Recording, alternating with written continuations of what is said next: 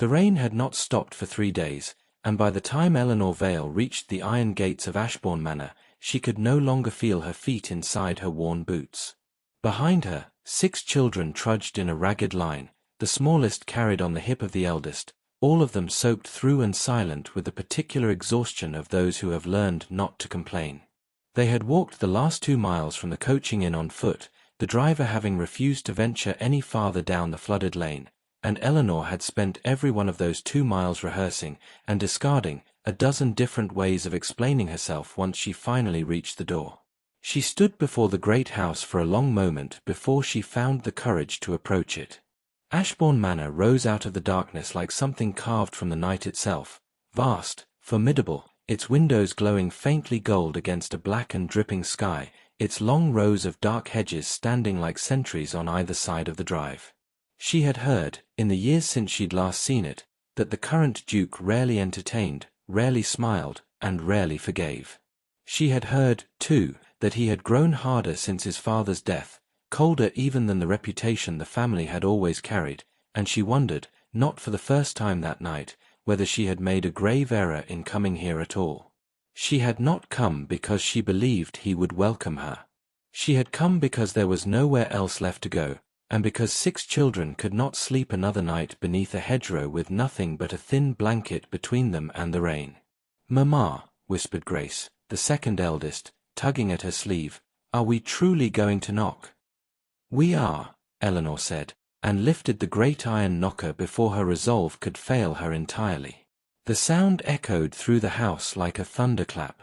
A long moment passed, long enough that Eleanor began to consider retreating back down the drive, before the door swung open to reveal a stout, silver-haired woman in housekeeper's black, a candle raised against the dark and the rain.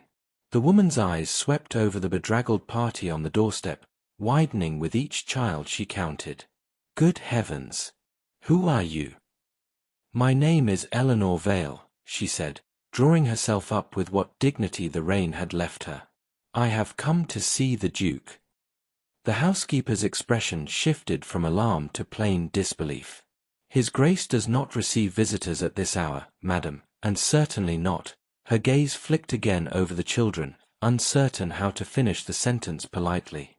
"Please," Eleanor said, and hated how the word trembled. "I would not have come if there had been anywhere else." It was then that a second figure appeared behind the housekeeper in the hall, tall, dark-coated, his expression already hardening into the particular impatience of a man interrupted at a late hour. Alexander Ashbourne, 7th Duke of Ashbourne, looked out at the party on his doorstep with a flat, assessing gaze of a man who had grown accustomed, over the years, to strangers arriving with outstretched hands and elaborate stories. "Mrs. Higgins will show you to the kitchens, where you may warm yourselves and take some bread," he said, addressing Eleanor without any particular warmth. "But I must ask you to seek shelter elsewhere by morning. This is not an almshouse." "Your Grace," Eleanor began. "I am not unsympathetic to hardship," he continued, already turning away, "but I cannot open my doors to every—" He did not finish the sentence. For at that moment, the smallest of the boys, perhaps 8 years old, quiet and solemn in a way that seemed older than his years, stepped forward out of the huddle of children and looked directly up at the Duke. Alexander stopped. The candlelight caught the boy's face at an angle that made something in the Duke's chest go suddenly, violently still. He crouched, slowly, until he was level with the child, and stared at him with an intensity that made even Mrs. Higgins fall silent. The boy had his eyes. Not merely eyes of the same color, though the pale, storm-gray shade was rare enough in itself, but the same particular shape, the same steady, unblinking manner of looking at the world that Alexander had seen in his own reflection every morning of his life. "What is your name?" Alexander asked, and his voice had lost every trace of its earlier coldness. "Thomas," the boy said simply. Alexander looked up at Eleanor, and for the first time since she had arrived at his gate, his composure broke entirely. "Come inside," he said quietly. "All of you." The kitchens of Ashbourne Manor were warm in a way the night outside had not been, and the children fell upon the bread and broth Mrs. Higgins set before them with the single-minded hunger of the truly exhausted. Eleanor watched them eat, her own bowl untouched, every nerve in her body strained toward the closed door of the small parlor where the Duke had asked, not commanded, she noted, though it had been a near thing, to speak with her alone once the children were settled.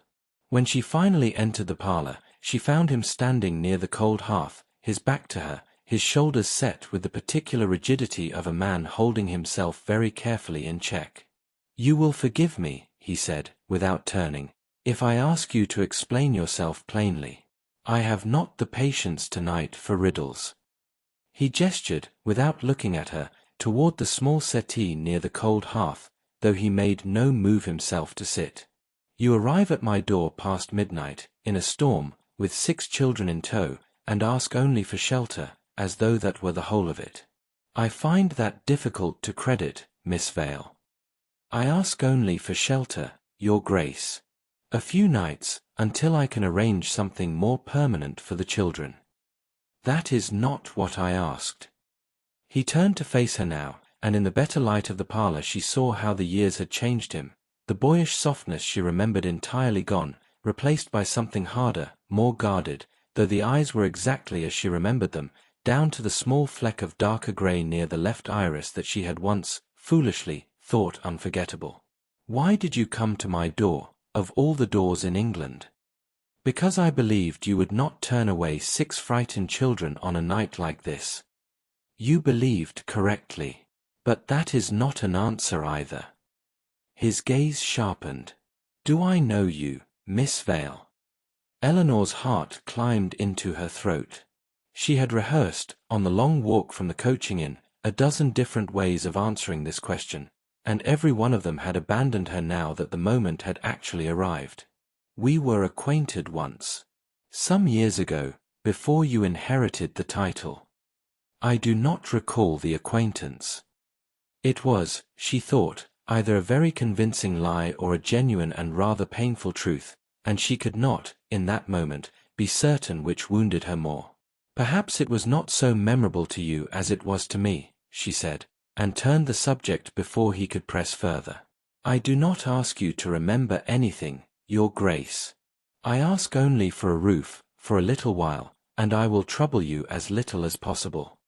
He studied her a long moment, and she made herself hold his gaze, though every instinct urged her to look away before he could read too much in her face. "You may stay a fortnight," he said finally. "The East Wing has rooms enough for all of you. I will have Mrs. Higgins see to it." "Thank you, Your Grace." "Do not thank me yet, Miss Vale." His eyes moved, briefly, toward the closed door beyond which the children's voices could still faintly be heard.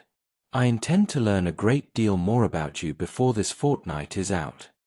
The household settled, over the following days, into an uneasy rhythm around its 6 new and entirely unignorable occupants. Mrs. Higgins, who had run Ashbourne's domestic affairs with unbroken quiet for over a decade, found herself newly occupied from dawn until dusk, and admitted privately to the cook that she had not felt so thoroughly useful in years. William, the eldest of the boys at 14, proved endlessly curious about the workings of the estate and trailed after the head groom with a persistence that eventually earned him a standing invitation to help muck out the stables, which he accepted with a delight entirely disproportionate to the task. Grace, 13 and sharp-tongued, appointed herself guardian of her younger siblings' manners with a severity that made even Mrs. Higgins smile behind her hand. The twins, Sarah and Henry, not yet 9, were rarely seen apart and rarer still seen walking rather than running. And little Anne, barely 5, said almost nothing to anyone at all in those first days, content simply to observe the strange, grand house with wide and solemn eyes. Thomas proved, of the 6, the quietest by a considerable margin, content to sit near a window with a book too advanced for his years, or to trail a little distance behind his siblings as they explored the gardens, watching everything with a careful, assessing patience that Alexander found himself recognizing with an unease he could not quite name. He began, almost against his own intention, to watch the boy in turn. He noticed the way Thomas held a teacup with 2 fingers rather than 1, exactly as Alexander's old nurse had once scolded him for doing. He noticed the particular tilt of the boy's head when he was thinking something through, and the small, private smile Thomas allowed himself only when he believed no one was watching. He noticed, most of all, the eyes, which followed him, sometimes, across a room with an attention Alexander could not decide was curiosity or something closer to recognition. He found himself, more than once, lingering in a doorway simply to observe the boy at some ordinary task, reading, or feeding the hounds in the yard, or sitting very still beside his younger siblings while they chattered around him, and each time he came away more certain, and more unsettled, than before. "Does he know?"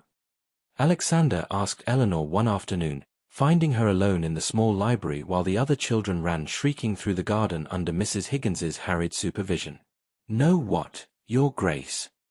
Do not play games with me, Miss Vale. The boy has my eyes.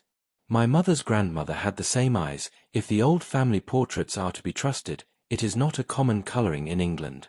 I have spent enough evenings this past week doing the sum in my head, and I do not care for the answer it keeps returning." Eleanor set down her book carefully, buying herself a moment. "Thomas is 11 years old, Your Grace. I am aware of how to count, Miss Vale." "Then you are also aware," she said, and her voice, though quiet, had an edge to it now, "that 11 years ago you were not yet Duke of Ashbourne, and I was not yet the woman standing before you asking for charity." "I am aware of that as well." He crossed the room and stood before her, closer than strict propriety allowed, though neither of them stepped back. "What I am not aware of, Miss Vale, is why, if that boy is who I believe him to be, you did not once, in 11 years, see fit to tell me." Something in her face closed, like a door drawn quietly shut. "You assume a great deal, Your Grace, on the strength of a resemblance. Then tell me I am wrong." She did not answer him, and the silence, more than any words could have, told him everything he needed to know, and nothing at all of the why.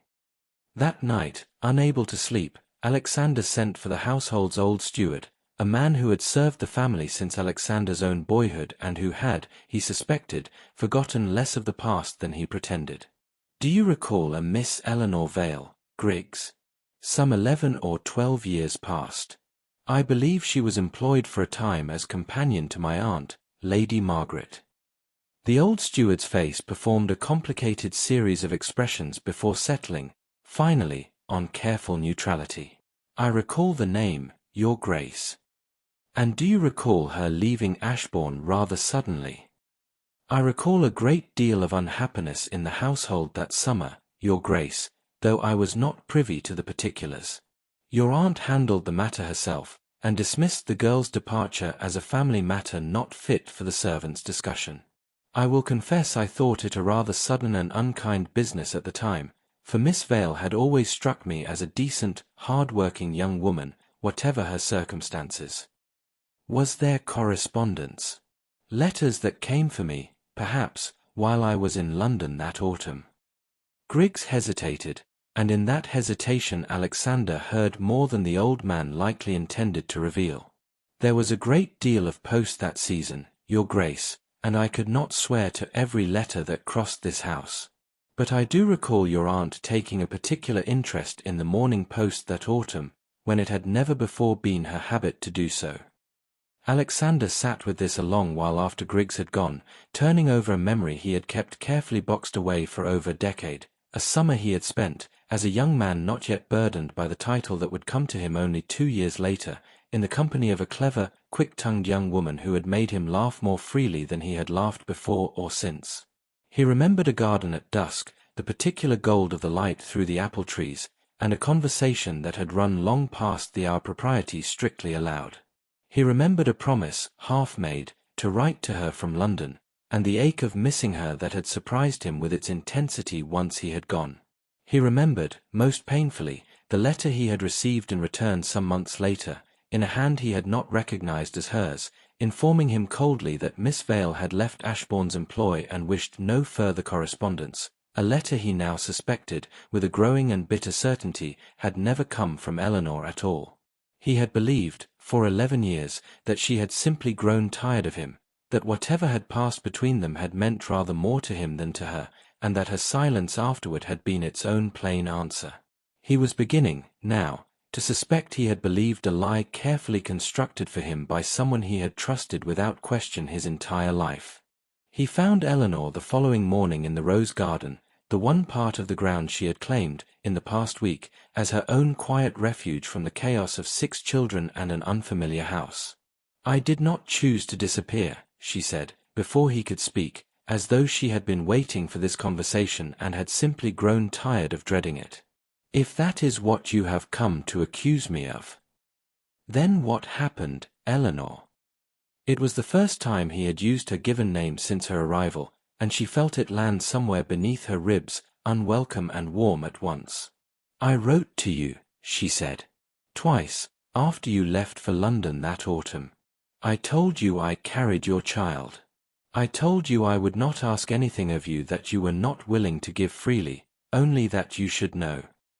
Her voice caught, and she pressed on before it could fail her entirely. "I waited, Alexander. Every day for months I waited for some word from you, any word at all, and when none came I told myself I had misjudged you badly, that whatever had passed between us in this very garden had meant a great deal more to me than it ever had to you. It was a bitter thing to believe. It was, in its own way, easier than the alternative. I received no such letters. I know that now." Her hands twisted together in her lap. "I did not know it then. I believed, for a long time, that you had read my letters and chosen your title and your family's expectations over a companion with no fortune and no name worth mentioning. I believed it because it was easier, in the end, than believing the truth, that someone in your own household had reached into my life and torn it apart before you ever had the chance to choose anything at all." "And what is the truth?" "Your aunt," she said quietly, "intercepted my letters before they ever reached you. I did not learn this until years later, quite by accident, from a maid who had since left the family's service and felt she owed me some honesty at last. Lady Margaret believed, not without reason, from her own view of things, that a companion with no connections had no business becoming a duchess or the mother of one. She did what she believed necessary to prevent it." Alexander stood very still, the rose garden blurring around him as something cold and furious settled in his chest. "My aunt knew. All this time, she knew, and said nothing. She was protecting the family, in her own estimation. She was destroying it," he said, "in mine." It was Grace, sharp-eyed and rather too observant for a girl of 13, who inadvertently deepened the mystery rather than resolving it, some days later, over a game of cards in the drawing-room. "Thomas has Papa's eyes," she said matter-of-factly, not looking up from her hand, "but Papa always said William had his laugh, and Mamma says little Sarah has his very own stubbornness, though she's never met him at all." Alexander, who had been reading quietly by the fire and only half listening, set down his book entirely. "Your father, forgive me, Grace, but I had understood your father to be dead," Grace said simply, without any particular grief in her voice, for she had been very young when it happened. "He married Mamma 2 years after I was born. He was very kind. He loved us all the same, he always said, whether we were his by blood or not." Alexander looked, that evening, at Eleanor with a question he did not quite know how to ask aloud, and she answered it before he could find the words. "Not all 6 children are yours, Alexander," she said quietly, once the younger ones had been sent up to bed. She sat very straight in her chair, her hands folded tightly in her lap, as though bracing herself for a blow she had long expected. "Grace and William are mine and my late husband's, born after I believed you lost to me entirely, and had made what peace I could with building a life elsewhere. The younger 4, Thomas among them, are yours. I remarried, for the children's sake and my own, to a good and steady man named John Pratt, a solicitor's clerk with no great fortune but a great deal of quiet decency, who never once made me feel less for what I carried into our marriage. He knew, from our very first conversation, that I had loved another man and lost him, and that I carried that man's child. He asked nothing of me but honesty, and gave me, in return, 6 years of peace I had not thought I would ever find again. When he died 3 years ago, of a fever that took half the parish that winter, I was left to raise all 6 alone, on very little, and I did what I believed I must to keep them fed and sheltered." 4, Alexander repeated, the number settling slowly, disorientingly, into place. 4 children. Thomas is the eldest of the 4, and the one who favors you most plainly. I confess I feared, the moment I saw how the light caught his eyes that first night in your hall, that you would guess the truth before I found the courage to tell it. But Sarah has your temper, whatever her sister claims about stubbornness, and little Henry has your very way of going quiet before he says something important, as though he is weighing every word before he'll spend it. Even Anne, young as she is, has your particular manner of watching a room before she decides whether to trust it. Eleanor's voice caught, and she pressed on before it could fail her entirely. I did not come here, your grace, to overwhelm you with a sum you never asked to be given. I came because I had nowhere else left, and because I thought, whatever else had passed between us, that you deserved at least to know your children existed before I ran out of roads to walk. Whatever coldness Ashbourne Manor had settled into over the years of Alexander's solitary tenure, it did not survive 6 children for very long. Within a fortnight, William had discovered the locked door to the old picture gallery and let himself in through a window he ought never to have found, resulting in a scolding from Mrs. Higgins so thorough that even the footman retold it with some admiration in the servants' hall. Sarah had adopted, without permission from anyone, one of the stable cats, which now slept quite comfortably at the foot of her bed despite the head groom's repeated objections. The youngest, little Anne, had taken to following Alexander about the grounds at a respectful distance, saying nothing at all, until one afternoon she simply slipped her small hand into his during a walk through the orchard, and he found he had not the heart, nor honestly the wish, to remove it. Thomas, meanwhile, had begun, cautiously, to trust him. It happened slowly, a shared silence over a chessboard that neither of them felt any pressing need to fill with conversation, a morning spent teaching the boy to ride, in which Thomas asked more careful, thoughtful questions than any pupil Alexander had ever instructed, an evening when the boy, without any particular ceremony, simply asked whether Alexander might teach him to shoot, the way a father teaches a son, and then looked immediately as though he feared he had overstepped some invisible line. I would like that very much, Thomas, Alexander said, and meant it more than he had meant almost anything in years. There were quieter moments too, ones Alexander did not speak of to anyone, though he found himself turning them over in his thoughts long after the household had gone to sleep. He found Henry one wet afternoon attempting, with great seriousness and considerably less skill, to copy out the family motto from a shield above the great hall's fireplace, and spent the better part of an hour teaching the boy his letters properly rather than sending him off to his lessons as duty strictly required. He found Sarah in tears one evening over a broken hair ribbon of no real consequence, and discovered, to his own quiet astonishment, that he possessed both the patience and the inclination to mend it himself rather than summon a maid. Even little Anne, who had said almost nothing to anyone in her first fortnight at the manor, began at last to speak, first in whispers to her siblings, and then, one unremarkable morning over breakfast, directly to him, asking with perfect solemnity whether dukes were permitted to climb trees. I do not believe there is any law against it, Alexander told her, with equal solemnity, and spent a rather undignified quarter of an hour that same afternoon proving the point in the orchard, to the vast entertainment of the gardening staff.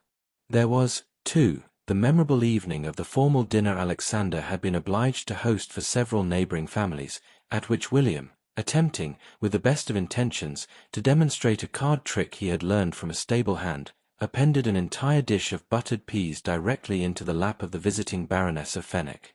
The ensuing chaos, which involved a great deal of shrieking, a great deal of apologizing, and one entirely undignified fit of laughter from the Duke himself, was retold by the servants for months afterward as the evening Ashbourne Manor had, at long last, come properly alive. Alexander found himself, more evenings than not, seeking out the noise rather than retreating from it. You are only kind to me because of the children, Eleanor said one evening, when Alexander found her again in the rose garden, the last light fading gold across the beds of late summer roses. I understand it, Alexander. I do not resent it. It is only natural that a man should wish to be near his own blood, and I am grateful, more than I can say, that you have welcomed them so completely. But I would not have you mistake gratitude, or duty toward your own children, for anything warmer than that. I have built a life, these past years, on expecting rather less of people than I once did, and I find it serves me better. Is that truly what you believe I feel?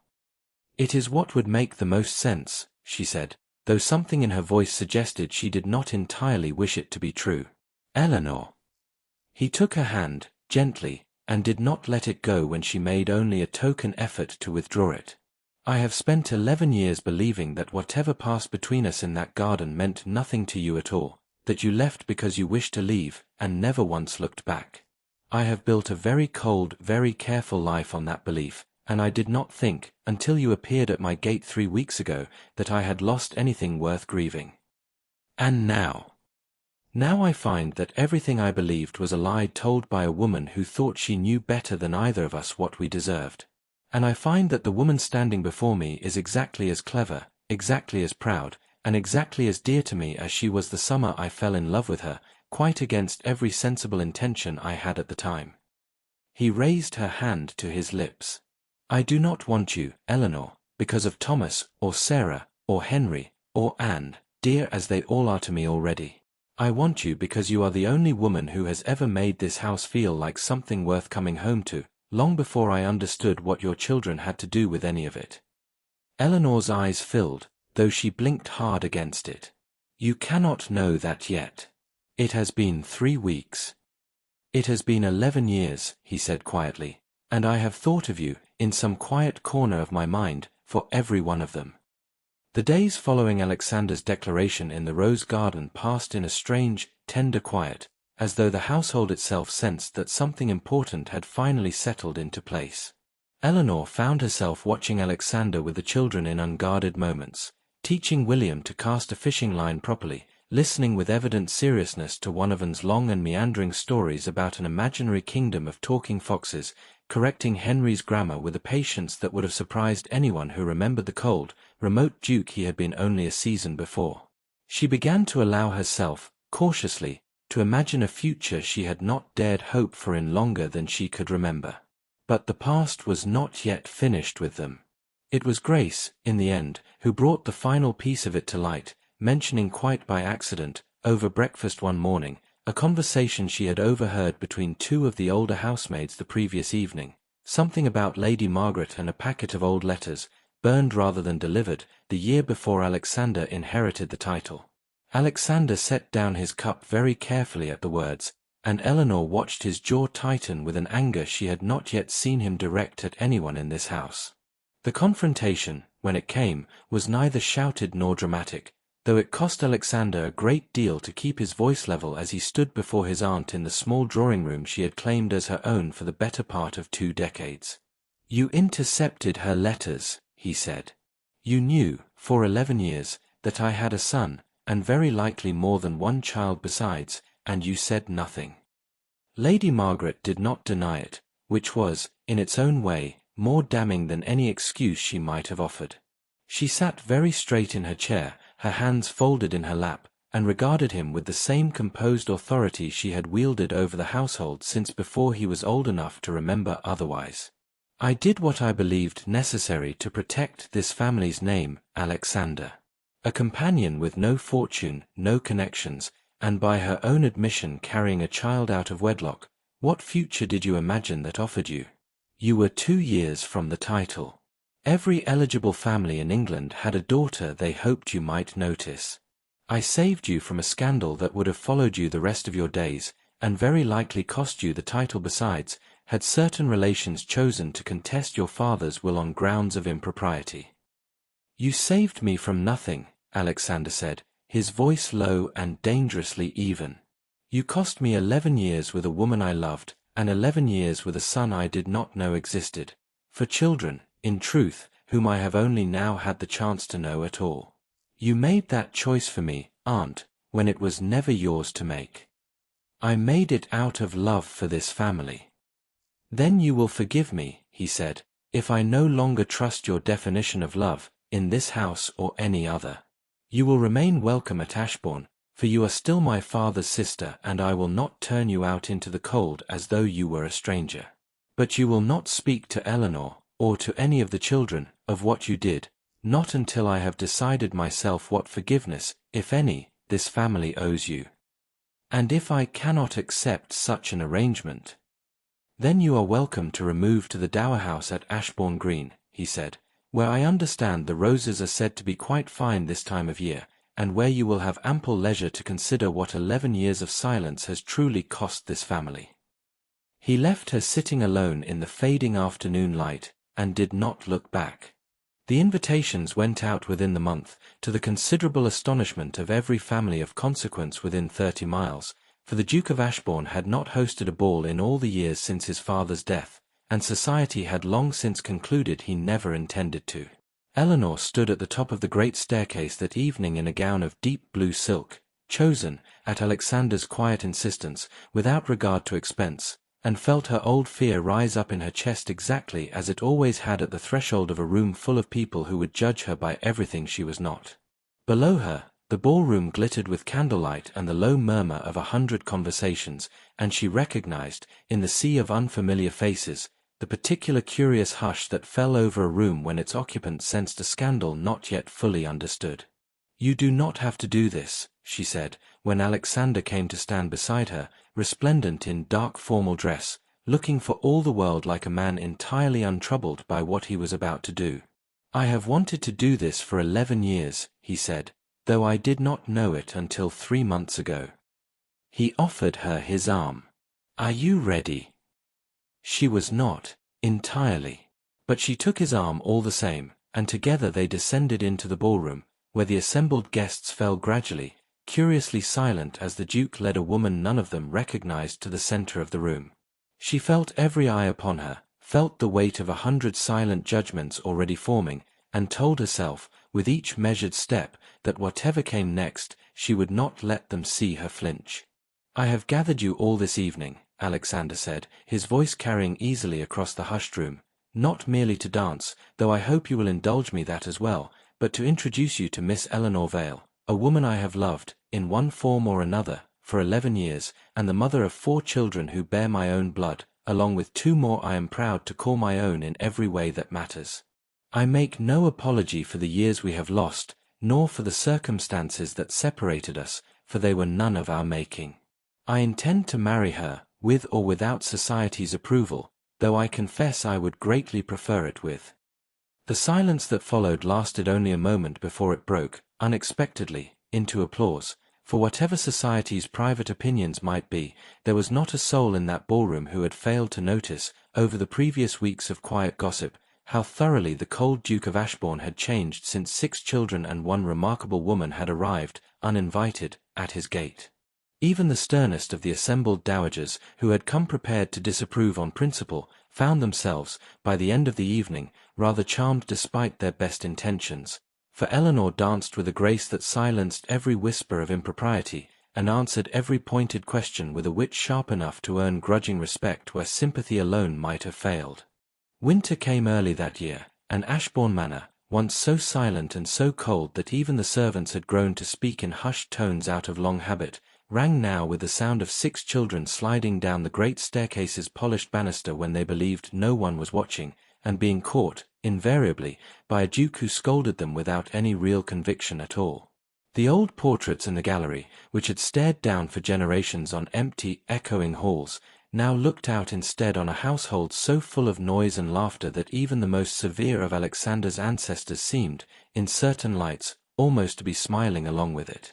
Thomas found Alexander alone in the library one evening, not long before the wedding, and stood for a long moment in the doorway before speaking. "I used to wonder," the boy said, "what it would be like to have a father who wanted me. William remembers our father a little. He was kind, Mamma always says, but he died when I was too small to remember him properly. I used to watch other boys with their fathers and wonder what it felt like." Alexander set down his book at once. "Thomas." "I know now," Thomas said simply, and came to sit beside him by the fire, and Alexander found he could not, for several long moments, trust his own voice to answer. He put his arm around the boy's shoulders instead, and they sat together in a silence that said more than either of them could easily have managed in words, while the fire burned low and the rest of the house settled into its familiar evening quiet around them. Eleanor found them there together some time later, and stood a moment in the doorway, watching the firelight fall across the 2 of them, so alike, in ways she suspected neither of them fully understood yet, and so evidently at peace with one another that the sight brought an ache to her chest entirely unlike the fear she had carried through the rain to this house, months before. She thought of every night she had lain awake wondering whether she had done right by her children in bringing them here, whether she had been a fool to hope for anything more than a roof and a few weeks' shelter. She thought of the woman who had knocked on that great iron door with nothing left to lose, and marveled, quietly, at how far that frightened, soaked, and desperate figure had travelled in so short a time. She had arrived at his door with nothing but 6 exhausted children and a secret she had been terrified to speak aloud, asking for nothing more than a roof over their heads for a single night. She had not imagined, in her most hopeful moments, that she might find, instead, a home, nor that the cold, guarded man who had nearly turned her away that first rain-soaked evening would become, in the span of a single season, the very centre of it. She thought of Lady Margaret, alone now in the quiet of the Dower House, and felt, to her own surprise, less anger than a kind of distant pity, for whatever cruelty the woman had done them, she had also, in her own bitter way, taught Eleanor something of what it cost to build a life on secrets rather than truth. Eleanor intended to build hers on nothing else, from this day forward. Alexander looked up and found her watching them from the doorway, and reached out a hand to draw her into the firelight beside them, and Thomas shifted willingly to make room, so that for a long, quiet moment the 3 of them simply sat together, saying nothing at all, while outside the first snow of the winter began, softly, to fall over Ashbourne's grounds, over the rose garden where 2 people had found each other again after 11 long years apart, and over a house that had learned, at last, what it meant to be a home. Subscribe to Midnight in Mayfair and enter a world where every love story has a secret.